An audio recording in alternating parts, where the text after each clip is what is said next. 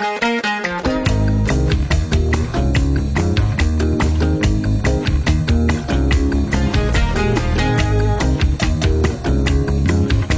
good to start the show with a little dancing. For those listening, you didn't see that. For those watching, you did. All right, 5 minutes after 11 o'clock. Thank you for tuning in this morning. One of the diseases that we've talked about quite frequently, actually, on this radio show is Alzheimer's disease. And my microphone is making that crackling noise. Alzheimer's disease and dementia in general, which is the larger word, I guess, smaller in number of letters. But I mean, dementia encompasses lots of other diseases that have to do with memory loss, Alzheimer's being the one we speak most about anyway. The one thing I guess that I remember the most from previous interviews about Alzheimer's is that it's considered the cruelest disease, the most cruel, and for those who think I said cool, the cruelest, the one that takes away the person inside of that body and slowly starts to fade away. And we've talked about the disease a lot. We haven't talked a whole lot about the people who help them, though. And that's, I think, where we're going with this today. We're going to find out in just a second. We have two guests in the studio, Carm View and Elaine Bamford. They have written a book called Nana Doesn't Remember. Boy, you couldn't have come up with a better title. Helping children to understand Alzheimer's disease. And I'm imagining that has to do with adult children as well as children who are still in their childhood. And let me just give you some credentials here. Elaine is a registered nurse. She just told us she was recently retired. Can we tell them why? Or should we leave that up to you? Because your husband has Alzheimer's.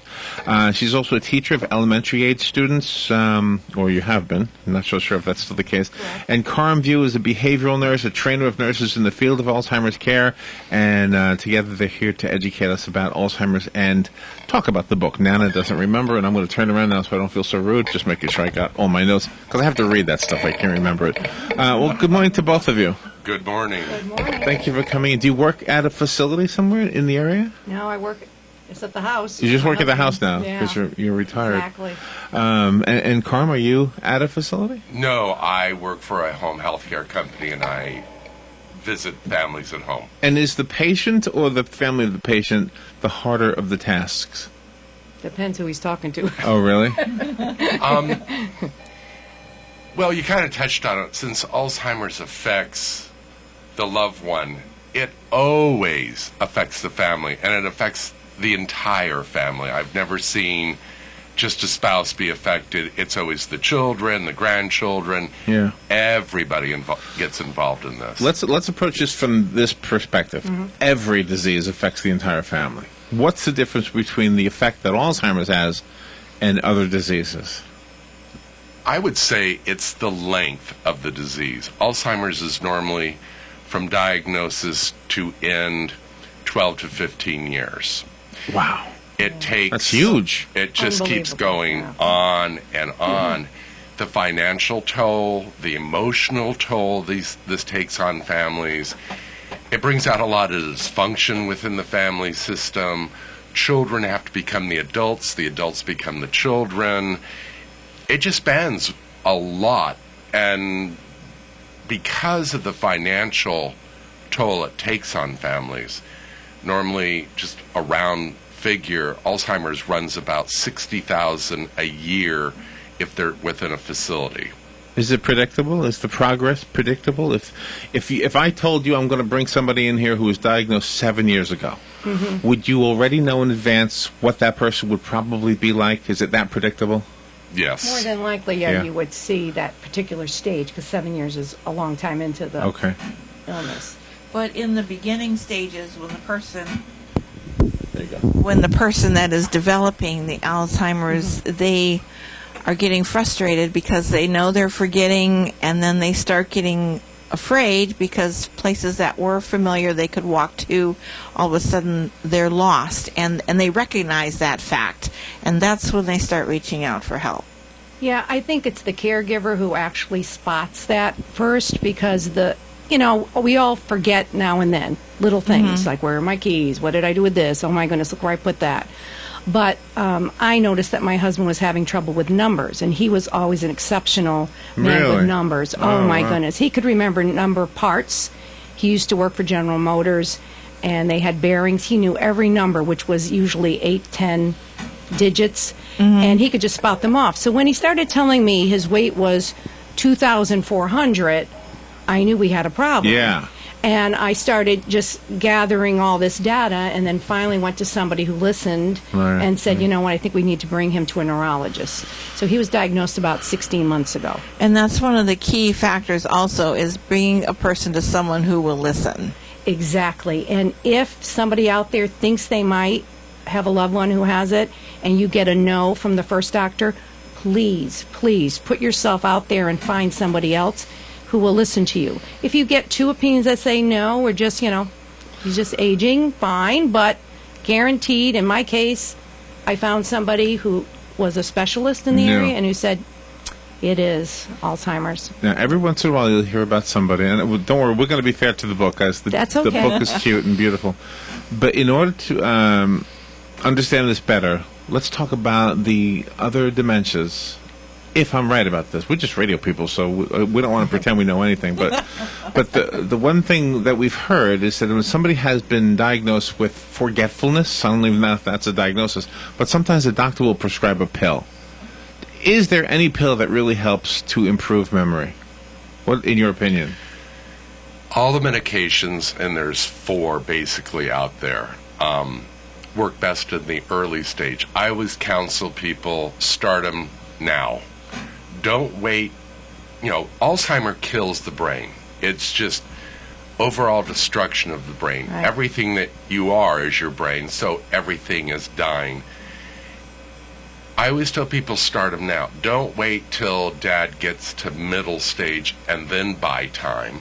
Buy time early on when Dad is, I can't remember where I put the keys, I don't know where we are right now, but I'm having a good time.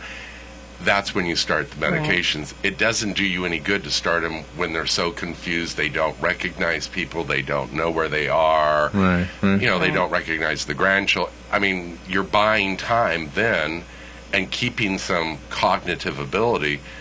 Do it early. Right.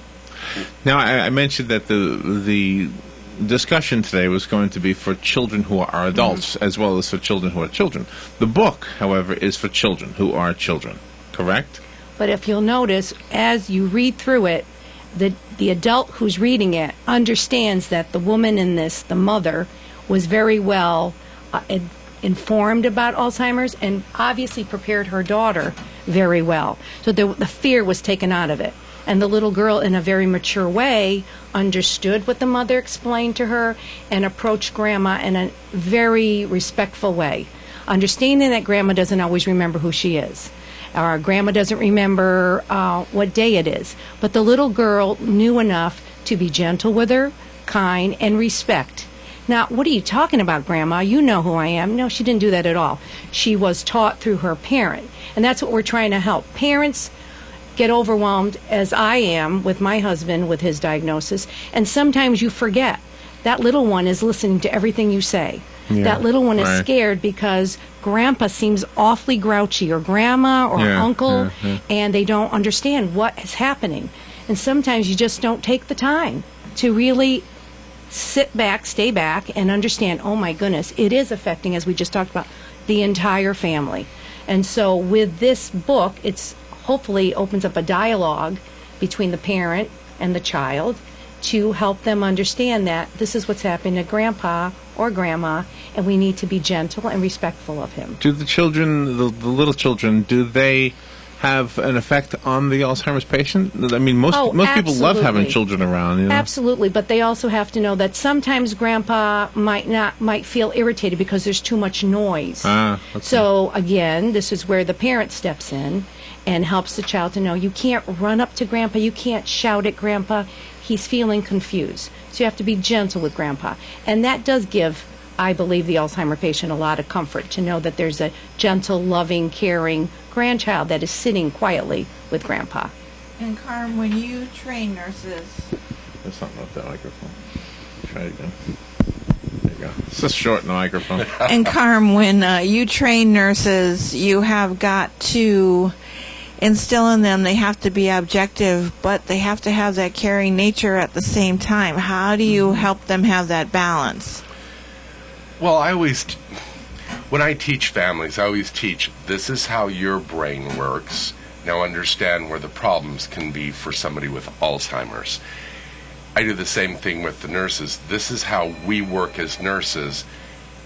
This is what we've got to look at, because there's so much more than taking a blood pressure, taking a temperature, taking a pulse and saying, okay, you're good, and walking out the door. Mm-hmm. You have to be able to look at the whole picture. How is this affecting everyone within that immediate family, that immediate group? Because I always try to focus in on the loved one, the spouse and the loved one, but I'm always looking at the spouse, seeing, are they overwhelmed? Are they losing it?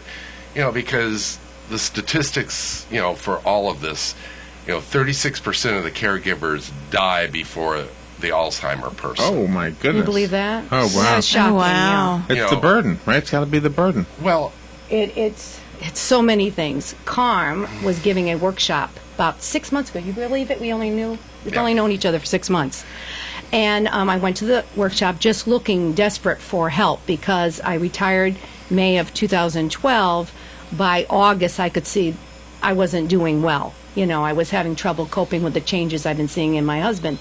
And so I went to this workshop, and the workshop was great, very informative, but at the very end, Carm said, and I can come to your house and help you and your loved one. And I was like, hurry up and finish that sentence, because I'm going to sign up. Okay. And thank goodness I did. I don't want to give him a big head, but he really is my angel. So what do you do? Disguised as Carm. So what do you do when you go to the house? well, I go into a full physical assessment. Basic nursing stuff. Okay. Then I, of course, look at the medications they're on. Then I start watching the behavior. Oh, what boy. do you see your loved one doing? Where are the problems? Where are your concerns?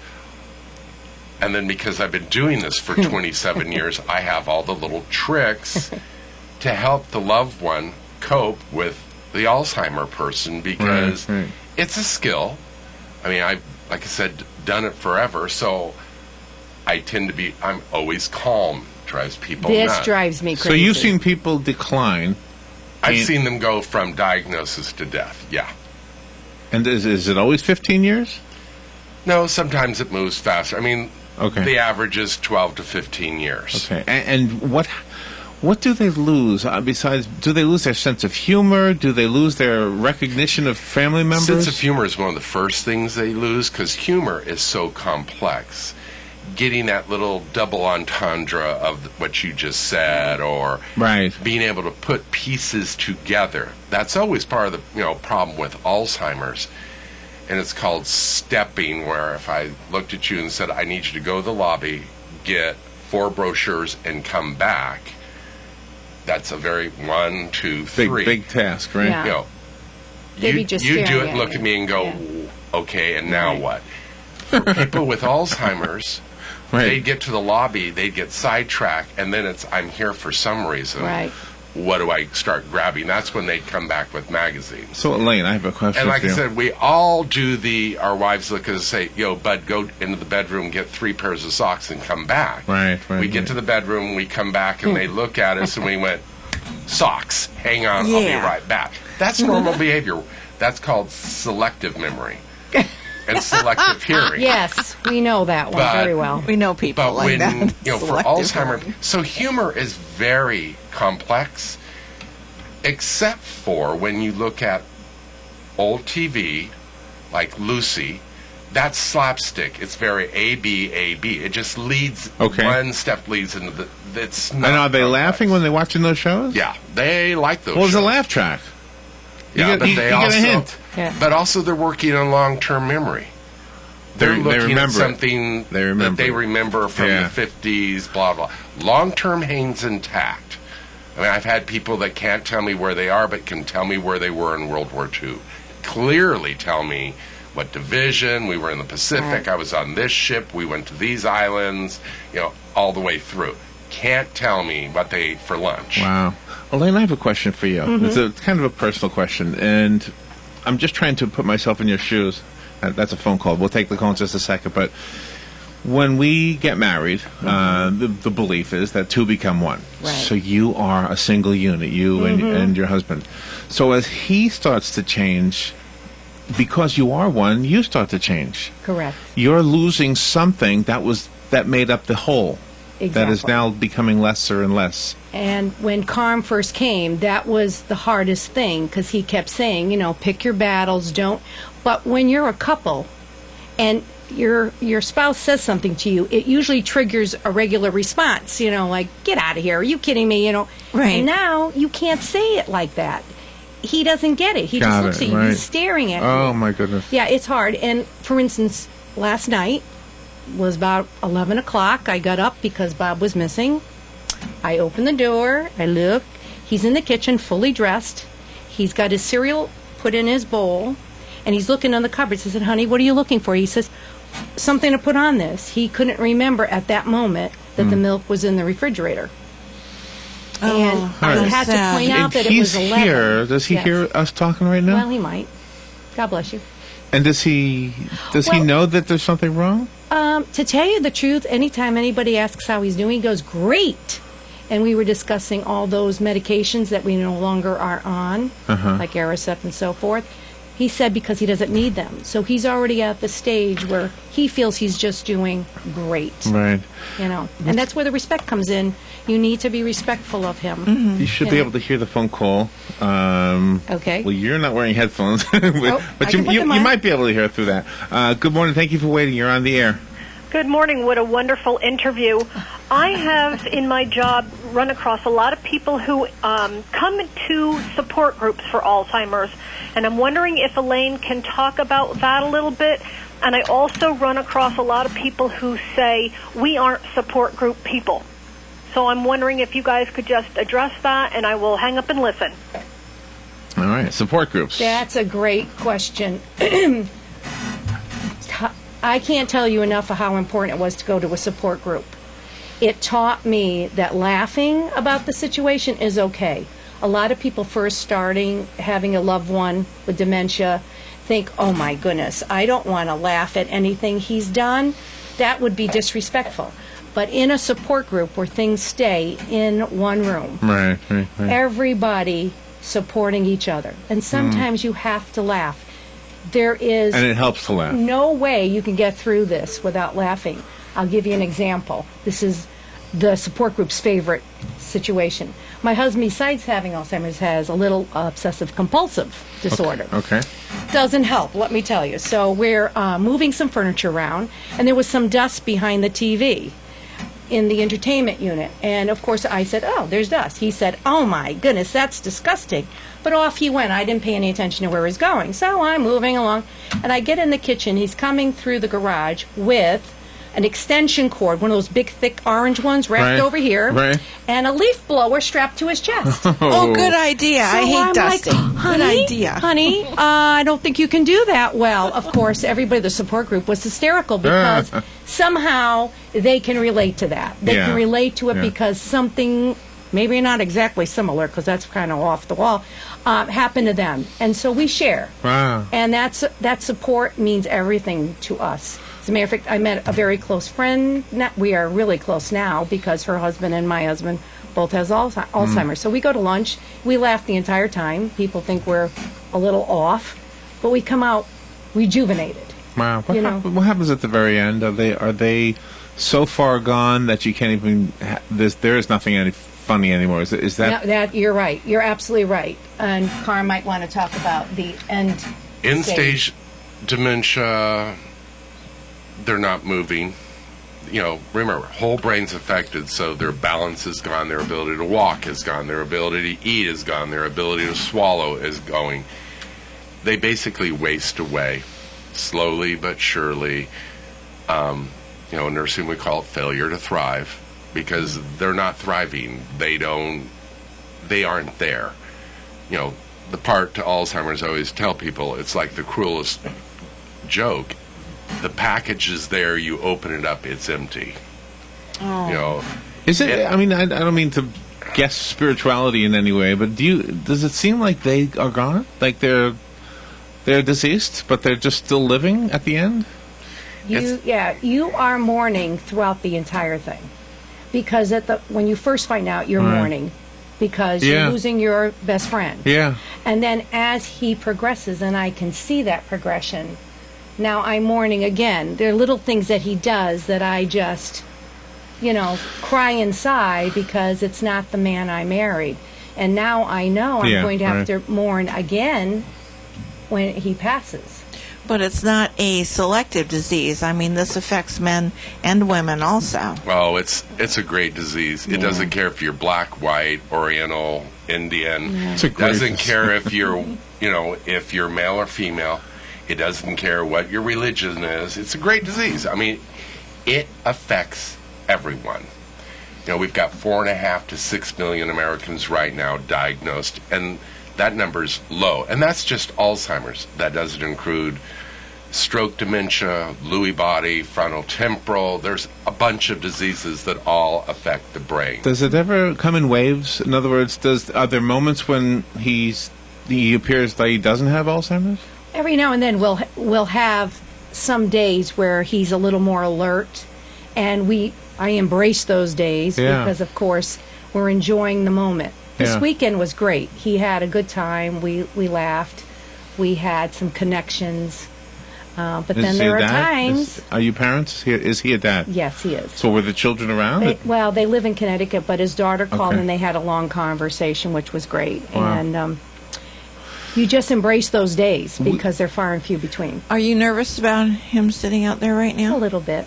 Oh, okay. Do you know we are in a position where we have to be careful of people trying to sell things. Right. And one of the things that Alzheimer's is connected with in that is we've had a few people who've wanted to sell oils and pills and video games and all kinds of things that they swore would help somebody with Alzheimer's.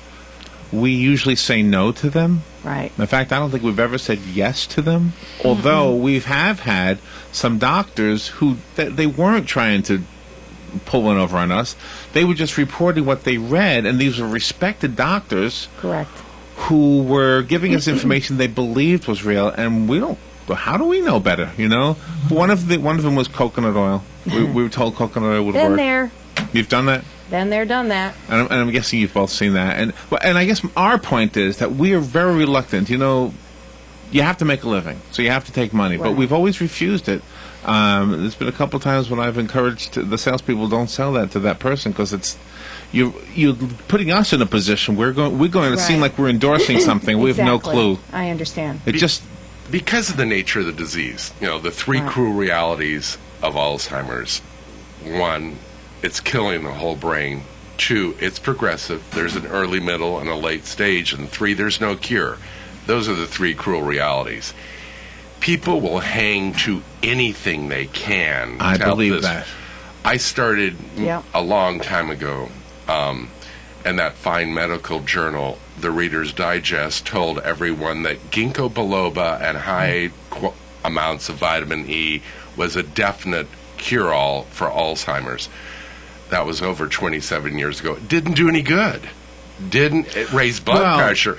And I've gone through magnet therapy. I have gone through the copper bracelet therapies. I've gone through the high vitamin therapies. I always tell people be very, very cautious when you get that. This is something the drug companies don't want you to know. Pfizer, AstraZeneca, Bayer, any of them, if they thought it would work, they'd be happy to synthesize it and put it in a pill and then make millions. Well, and that's off the of difference. it. I mean, if somebody's saying coconut oil, you just go get coconut oil, you try it, but there's nobody selling you the coconut oil from the Tibetan mountains, right. or something. So you can only get it from us, and it costs $14 a bottle or something like that. That's the kind we avoid. If it's just information, who are we to say? It's not good. The other thing we hear is about stimulating the brain with questions, and here's the example that was given to me. If I ask you what is the name of the crater on the 14th parallel of the moon, you don't even go to your brain to look for that information because it's not there. Right. It's not there. But if I ask you, who is the 12th president of the United States. It's in there somewhere. Right. So you'll be looking for it, and that is supposed to exercise the brain. When you ask somebody a question that you know is in there, like where did you live when you were in 10th grade, and that kind of stuff. Right. Does that stuff work? I tried that too. Nothing works. At the beginning. You know, and not to disparage anybody, we all do it. When I go to these support groups, I hear it. You know, I tried this, I tried this, did you try that? And you're so enthusiastic. When I first started this, you know, first you're sad, and then you read everything you can, and you try to find everything. I mean, I had this poor man drinking coconut oil like crazy, right? And then finally, I've come to grips with it, that this is the way it is. And Carm, Elaine had mentioned that her husband was into numbers and then forgot about the serial numbers and things like that. What about the Alzheimer's patients that were in the arts? If they were painters or musicians, do they forget that also? They lose their skill. There's a great, in one of my lectures, I show an artist who did portraits, incredible man in Belgium, and he every year did a self-portrait of himself as the disease progressed, so you could tell what it was, and you could just go along and see his skills decline, because again, affecting whole brain, including your fine motor skills, your ability to hold a brush, mix paints, pick the right colors. So artsy people tend to lose that fine motor skill that it takes to be an artist. They have the concept, if they can remember the concept, and the skills that it takes to do that. So yeah, it does decline everything. This whole thing makes me cry, because you don't want to see anybody of course, afflicted with this. No, it's the worst. The other thing that's hard, and before I start with that, you really should join an organization like Alzheimer's organizations. Alzheimer Family Organization is a great one to go to. They help with respite care, which brings me to caregivers really need to be able to get out, go shopping, go out to lunch, maybe get a massage, because you are not going to be any good to that person if you are exhausted and then you start getting a little more angry, you're not as patient. So really, you need to go and find a support group, get some respite care, and some of the churches around, wherever you may be, provide that for free. Elaine Banford and Carm View are here. They wrote a book called Nana Doesn't Remember. Before we wrap it up, I want to make sure we get a real fair look at the book. And we also have 2 copies of the book we are going to give away. Actually, I can give away 3 because I have one here also. All right. So we give away Sounds 3 books. First of all, who are the people in the photographs in the book? Are they models? Where'd you get them from? No, they are just random pictures that we thought people could identify. Okay. You know, it looks like a grandma. Right. Looks like maybe like my grandma. Right. Just so that they could relate to the pictures. Okay.